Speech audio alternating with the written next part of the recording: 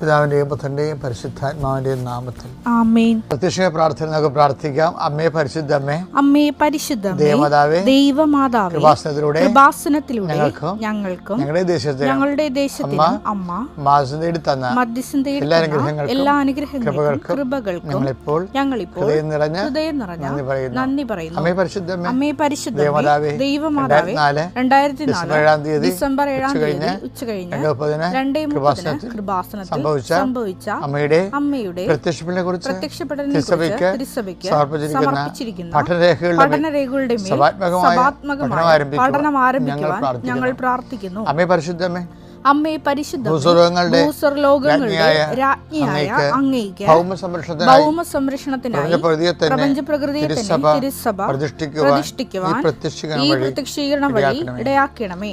പരിശുദ്ധമേ, ജപമാല മാതാവേ, സകല കൃപാസനം പ്രാർത്ഥനയോടും ചേർത്ത് ഞങ്ങളിപ്പോൾ പ്രാർത്ഥിക്കുന്ന ഈ കുടുംബത്തിന്റെ പ്രത്യേക നിയോഗം പറമക്കളെ.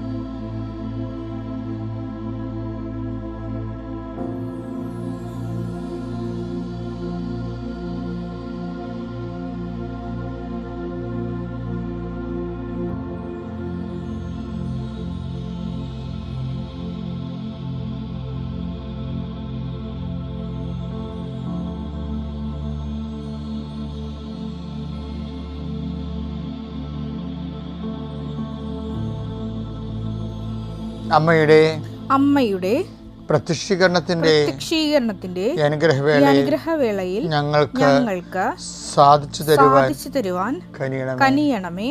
ആമേൻ. വിശ്വാസ പ്രമാണം. സർവശക്തനായ പിതാവും ആകാശത്തിന്റെയും ഭൂമിയുടെയും സൃഷ്ടാവുമായ ദൈവത്തിൽ ഞാൻ വിശ്വസിക്കുന്നു. അവിടുത്തെ ഏകപുത്രനും ഞങ്ങളുടെ കർത്താവുമായ ഈശോമിശിഹായിലും ഞാൻ വിശ്വസിക്കുന്നു. ഈ പുത്രൻ പരിശുദ്ധാത്മാവിനാൽ ഗർഭസ്ഥനായി കന്യകാമറിയത്തിൽ നിന്ന് പിറന്ന് പൊന്തിയോസ് പീലാത്തോസിന്റെ കാലത്ത് പീഡകൾ സഹിച്ച് കുരിശിൽ തറയ്ക്കപ്പെട്ട് മരിച്ച് അടക്കപ്പെട്ട് പാതാളങ്ങളിൽ ഇറങ്ങി മരിച്ചവരുടെ ഇടയിൽ നിന്ന് 3-ാം നാൾ ഉയർത്ത് സ്വർഗത്തിലേക്ക് എഴുന്നള്ളി സർവശക്തിയുള്ള പിതാവായ ദൈവത്തിന്റെ വലതുഭാഗത്തിരിക്കുന്നു. അവിടെ നിന്ന് ജീവിക്കുന്നവരെയും മരിച്ചവരെയും വിധിക്കുവാൻ വരുമെന്നും ഞാൻ വിശ്വസിക്കുന്നു. പരിശുദ്ധാത്മാവിലും ഞാൻ വിശ്വസിക്കുന്നു. വിശുദ്ധ കത്തോലിക്കാ സഭയിലും പുണ്യവാന്മാരുടെ ഐക്യത്തിലും പാപങ്ങളുടെ മോചനത്തിലും ശരീരത്തിന്റെ ഉയർപ്പിലും നിത്യമായ ജീവിതത്തിലും ഞാൻ വിശ്വസിക്കുന്നു. ആമേൻ.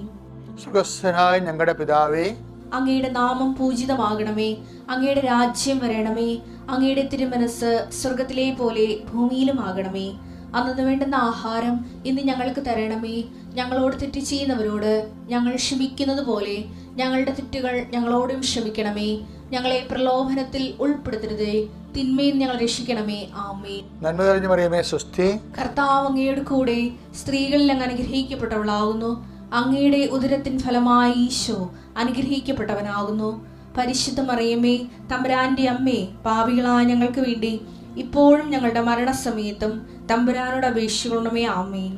എൻ്റെ കർത്താവിൻ്റെ ഉന്നതമായ നാമത്തിൽ സഭയുടെ അധികാരത്തിൽ കുരിശടയാളത്തിൽ ദൈവശക്തിയാൽ ഞാൻ നിന്നെ ഈശോ നാമത്തെ ആശീർവദിക്കുന്നു. ഇന്ന് നിൻ്റെ വഴികൾ, നിൻ്റെ ചിന്തകൾ, നിൻ്റെ ആലോചനകൾ കർത്താവെ, അങ്ങയുടെ മക്കൾ ഇന്ന് പല കാര്യങ്ങളും ചിന്തിച്ചിരിക്കുന്നു. പലരും ആലോചിച്ചുറച്ച് അങ്ങനെ പോകാൻ ചിന്തിക്കുന്നു. ചിലപ്പോൾ ഇത് വേസ്റ്റായി പോകാൻ സാധ്യതയുണ്ട്.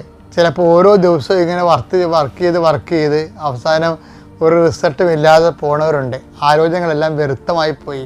കർത്താവേ, ആലോചനകൾ വ്യർത്ഥമാക്കിയെന്നുണ്ടാകുന്ന ഈശോയെ, അങ്ങേ കൂടാതെയുള്ള ആലോചനകളാണ് പലപ്പോഴും വ്യർത്ഥമായി പോകുന്നത്. ബൈബിളിലെ പ്രധാനപ്പെട്ട പ്രമേയമാണ് കർത്താവ് അവൻ്റെ ആലോചനകൾ വ്യർത്ഥമാക്കിയെന്ന്. അഹിതോഫേലിൻ്റെ ആലോചനയെക്കുറിച്ച് പറയുമ്പോഴാണ് ആലോചനകൾ വ്യർത്ഥമാകണത്. ദൈവികമായ പദ്ധതികളെ കുറിച്ച് അല്ലാതെ നമ്മൾ ആലോചിച്ചാൽ ആലോചനകൾ വ്യർത്ഥമാകും. അതുകൊണ്ട് തന്നെ കർത്താവെ, ആലോചിക്കുന്ന ശിരസിനെ അങ്ങ് ആശീർവദിക്കണമേ. അത് നടപ്പിൽ വരുത്താൻ പോകുന്ന സമയങ്ങൾ ബാലാമിൻ്റെ കഴുതയെപ്പോലെ അത് നടപ്പിൽ വരുത്തുമ്പോഴേ കർത്താവെ, അത് അങ്ങ് ആഗ്രഹിക്കണം. അല്ലെന്നുണ്ടെങ്കിൽ കഴുത വഴിമുടക്കണ പോലെ കർത്താവെ നടപ്പിൽ വരുത്തുന്ന സമയത്ത് അതിനെ വഴിമുടക്കിക്കൊണ്ട് ദൈവത്തിൻ്റെ വഴികളിലൂടെ സഞ്ചരിക്കാൻ ഇടയാകണം പ്രാർത്ഥിക്കുന്നു. എൻ്റെ കർത്താവിൻ്റെ ഉന്നതമായ നാമത്തെ ആസ്വദിക്കുന്നു. നിൻ്റെ തൊഴിൽ സംരംഭങ്ങൾ ആശീർവദിക്കുന്നു. തൊഴിലില്ലാത്തവർക്ക് തൊഴിൽ ലഭിക്കുന്നതിന് വേണ്ടി പുതിയ ഒരു വിഷയം അവരുടെ ജീവിതത്തിൽ കടന്നു വരാൻ ഇത് ചെയ്താൽ ശരിയാകും, ഇതാണ് വഴി, ഇതിലേ പോവുക എന്ന് പറഞ്ഞുകൊണ്ട് കർത്താവെ പുതിയ വഴി കാണിച്ചുകൊണ്ട് ആ വഴിയിലൂടെ അട്ടിത്തെളിച്ചു കൊണ്ടുപോകുന്ന നിൻ്റെ ഇടയ ചൈതന്യത്തെ ആദരിക്കുകയും ആരാധിക്കുകയും ചെയ്യുന്നു. എൻ്റെ കർത്താവിൻ്റെ ഉന്നതമായ നാമത്തിൽ ഒരു ഗതിയും പരഗതിയും ഇല്ലാതെ ഇരുട്ടുമുടി കിടക്കുന്ന കുടുംബങ്ങളിലെ വെളിച്ചമുണ്ടാവട്ടെ എന്ന് പറഞ്ഞപ്പോൾ വെളിച്ചമുണ്ടായതുപോലെ കർത്താവെ, നിൻ്റെ 100% നിൻ്റെ കഴിവിനാൽ അങ്ങയുടെ മക്കളുടെ ജീവിതത്തിൽ മൊത്തം ഇരുട്ടായി പോയിരുന്നവരുടെ ജീവിതത്തിൽ വെളിച്ചമായി അവിടെ കഴിവ് കൊണ്ടല്ലാതെ നിൻ്റെ കൃപ കൊണ്ട് സംഭവിക്കാൻ ഇടയാക്കണമേ. നിത്യം പിതാവും പുത്രനും പരിശുദ്ധാത്മാവുമായ സർവേശ്വര നീക്കുവാമേ. നമ്മുടെ ബുദ്ധി, ബോധം, കഴിവ്, സമ്പത്ത് എല്ലാം കൊണ്ട് നമ്മൾ ജീവിച്ച് ചില സമയത്ത് ജീവിതം ഇതെല്ലാം ഉണ്ടായിട്ടും നമുക്ക് നിസ്സഹായം നിൽക്കുമ്പോഴാണ് ദൈവം പറയുന്നതാണ്, ഇനി നീ ആകാശത്തിലേക്ക് നോക്കുക, ആകാശത്തിലെ പക്ഷികളെ നോക്കുക. എന്താ കാര്യം? അവ വിതക്കുന്നില്ല, കൊയ്യുന്നില്ല. അതായത് നോട്ട് ബൈ മെറിറ്റിലാണ് അവ വർക്ക് ചെയ്യണമെന്നായി പറയണത്, ബട്ട് ബൈ ഗ്രേസ് എന്ന്. മത്തായി 6:26. ആകാശത്തിലെ പക്ഷികളെ നോക്കുക, ആകാശത്തിലെ പക്ഷികളെ നോക്കുക. അവ വിതയ്ക്കുന്നില്ല, കൊയ്യുന്നില്ല, കളപ്പുരയിൽ ശേഖരിക്കുന്നുമില്ല. എങ്കിലും നിങ്ങളുടെ സ്വർഗസ്ഥനായ പിതാവ് അവയെ തീറ്റിപ്പോറ്റുന്നു. ഇപ്പൊ നിങ്ങളുടെ കഴിവുകളെല്ലാം അസ്തമിച്ചിരിക്കുന്നു. അസ്തമിച്ചുകൊണ്ട് ആത്മഹത്യ ചെയ്യേണ്ട ഒരു ആവശ്യമില്ല. എന്താണ്? ദൈവത്തെ പ്രത്യാശ അർപ്പിച്ചാൽ മതി. ദൈവത്തെ എന്താണ്? ഞാൻ ആൾക്കാർ വഴിമുട്ടി, അളമുട്ടി, ഗതിമുട്ടിപ്പോയ ആൾക്കാരോട് ഞാൻ പറയുന്നത്, നിങ്ങൾ ഫ്രീ ആണ്. എന്താ, നിങ്ങളെ ആസ്തിഭദ്രകൾ ഇനി ആശ്രയിക്കേണ്ട കാര്യമില്ല. എന്താ കാര്യം? ഇത് കംപ്ലീറ്റ് ഇനി ദൈവം തന്നെയാണ്. ദൈവമല്ല വേറെ ചെയ്യാനില്ല, ദൈവം തന്നെയാണ് ചെയ്യേണ്ടത്. അപ്പം അതുകൊണ്ട് തന്നെയാണ് അങ്ങനെയുള്ള സിറ്റുവേഷനിൽ കർത്താവ് പറയുന്നതാണ്, നിങ്ങൾ അധ്വാനിക്കാത്തത് ഞാൻ നിങ്ങളെ അവകാശമാക്കുമെന്ന് പറഞ്ഞ് ഈ അടുത്തതിലാണ്. അതെടുത്ത് യോഹന്നാൻ 4:38. നിങ്ങൾ അധ്വാനിച്ചിട്ടില്ലാത്ത വിളവ് ശേഖരിക്കാൻ ഞാൻ നിങ്ങളെ അയച്ചു. ചില സമയത്ത് അങ്ങനെ വരാം. എന്ന് വെച്ച് കഴിഞ്ഞാൽ നമ്മൾ മുന്നോട്ട് പോകുന്നത് നമ്മൾ അധ്വാനിച്ച കൊണ്ട് മാത്രമല്ല. അതുകൊണ്ട് ആ വിഭവങ്ങൾ കൊണ്ട് ചില സമയത്ത് നമ്മുടെ ആവശ്യങ്ങൾ നിറവേറിയെന്ന് വരത്തില്ല. മറ്റുള്ളവരാണ് അധ്വാനിച്ചത്, നിങ്ങളെ ഞാൻ അവരുടെ അധ്വാനത്തിലേക്ക് പ്രവേശിപ്പിച്ചു എന്നാണ്. അപ്പോൾ അവരുടെ ഔദാര്യത്തിൽ നിന്ന് പോലും ദൈവത്തിൻ്റെ പരിപാലനയുടെ ഭാഗമാണ്. ദൈവത്തെ എല്ലാ അനുഗ്രഹങ്ങളും ദൈവത്തിൻ്റെ ദാനമായിട്ടും, അതുപോലെ തന്നെ നമ്മൾ അതിൽ സ്വാമിനാഥൻ എന്ന് പറഞ്ഞ നമുക്ക് ശാസ്ത്രജ്ഞനില്ലേ, അദ്ദേഹം പറഞ്ഞ കേട്ടിട്ടില്ലേ? എന്താ പറയണത്? അതായത് എന്തുകൊണ്ടാണ് ദൈവത്തെ എൻ്റെ സാധ്യതകളെ നമുക്ക് അക്സെപ്റ്റ് ചെയ്യാൻ പറ്റാത്തത്? അതിന് അദ്ദേഹം പറഞ്ഞത്, അതിന് ഹ്യൂമിലിറ്റി വേണം. അതാണ് എനിക്ക് ഭയങ്കര ഇഷ്ടപ്പെട്ടത് അങ്ങനെ ടോക്ക്. ഹ്യൂമിലിറ്റി.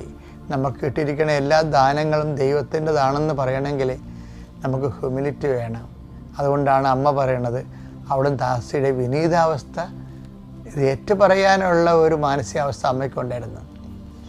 എൻ്റെ ആത്മാവ് കർത്താവിനെ മഹത്വപ്പെടുത്തുന്ന അമ്മ പറഞ്ഞില്ലേ? എൻ്റെ അന്തരംഗം രക്ഷകനായ ദൈവത്തിൽ ആനന്ദം കൊള്ളുന്നു എന്ന് പറഞ്ഞില്ലേ? ആ ആനന്ദത്തിൻ്റെ കാരണം എന്താ? അത് അവിടുന്ന് തൻ്റെ ദാസിയുടെ വിനീത അവസ്ഥ തെക്കണം പാർത്തതാണ്. ഹ്യൂമിലിറ്റിയാണ് ശരിക്കും പറഞ്ഞാൽ ആനന്ദത്തിൻ്റെ കാരണം. അത് അമ്മയുടെ ഒരു ദൈവശാസ്ത്രമാണത്. ലുക്ക 1:46-47. എൻ്റെ ആത്മാവ് കർത്താവിനെ മഹത്വപ്പെടുത്തുന്നു. എൻ്റെ ആത്മാവ് കർത്താവിനെ മഹത്വപ്പെടുത്തുന്നു. എൻ്റെ ചിത്തം എൻ്റെ രക്ഷകനായ ദൈവത്തിൽ ആനന്ദിക്കുന്നു. എൻ്റെ ചിത്തം എൻ്റെ രക്ഷകനായ ദൈവത്തിൽ ആനന്ദിക്കുന്നു. അതാണ് അവന്റെ കാരണം. എന്താ? ലുക്ക 1:48 എന്താ പറയണേ? അവിടുന്ന് തന്റെ ദാസിയുടെ താഴ്മയെ കടാക്ഷിച്ചു.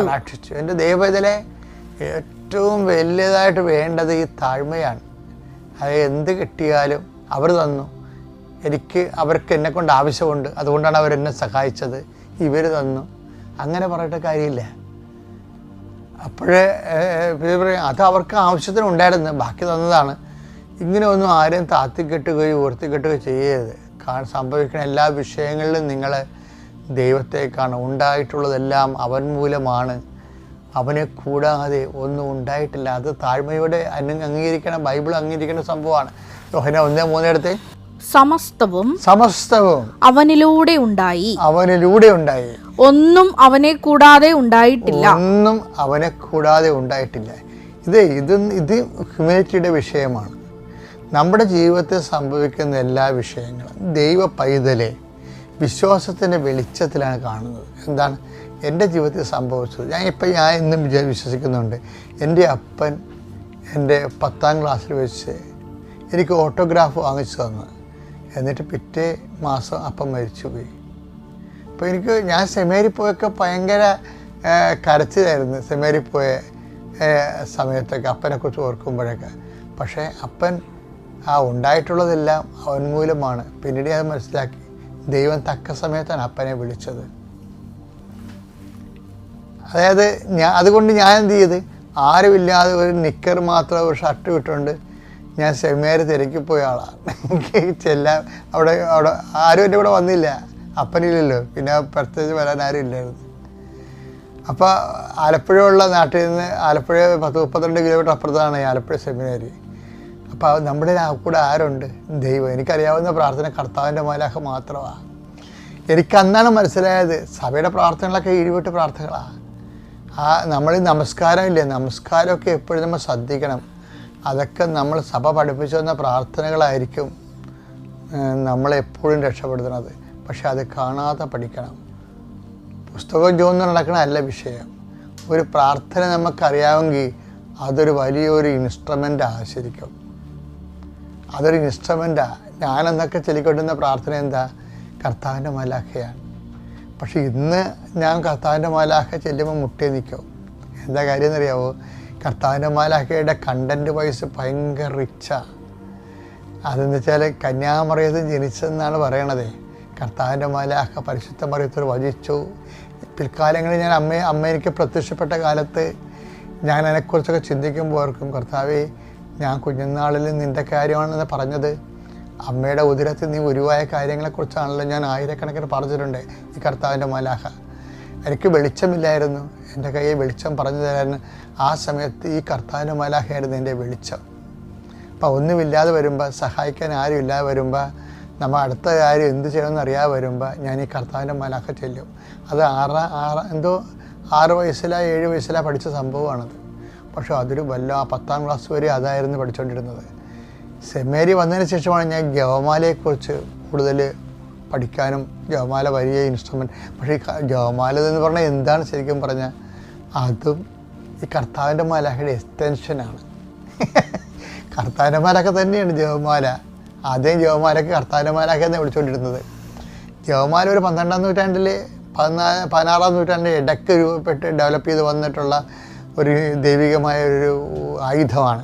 പക്ഷേ ആയുധത്തിൻ്റെ കണ്ടൻറ്റ്, ആദ്യത്തെ അടിസ്ഥാന ഘടകങ്ങൾ കർത്താവിൻ്റെ മാലാഖയുടെ പ്രാർത്ഥനയെന്ന് തന്നെ വിളിച്ചുകൊണ്ടിരുന്നതേ. ഇപ്പം ഞാൻ എന്താ പറയണമെന്ന് വെച്ച് കഴിഞ്ഞാൽ, മാലാഖയുടെ പ്രാർത്ഥനയിൽ ഏറ്റവും ടോപ്പ് എന്താണ്?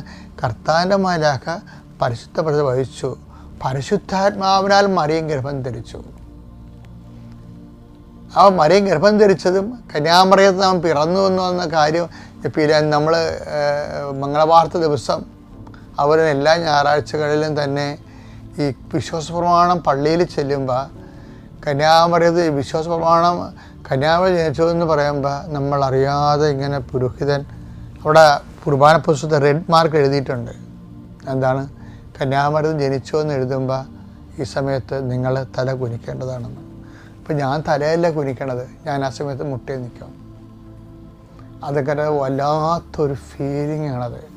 കന്യാമറിയത്ത് ജനിച്ചു എന്ന് പറയണത് വല്ലാത്ത എന്ന് വെച്ചാൽ ഇതിൻ്റെ മുഴുവൻ നമ്മൾ നേടിയ നേട്ടങ്ങളെല്ലാം, ആത്മീയമായ എല്ലാ അനശ്വരമായ നേട്ടങ്ങളും അടിസ്ഥാന ശിലയെന്ന് പറയുന്നത് ഈ കന്യാമറിയിൽ നിന്ന് ജനിച്ചു എന്നുള്ള സംഭവം മനുഷ്യാവതാരത്തിലാണ്. അത് ദൈവത്തോട് 1000 ഹൃദയത്തോടെ നമ്മൾ നമ്മുടെ ശിരസ്കരായി ഒരു ജന്മം മൊത്തം നിന്നാൽ പോലും അത് മതിയാവത്തില്ല. അത്രയും വലിയ രഹസ്യമാണത്.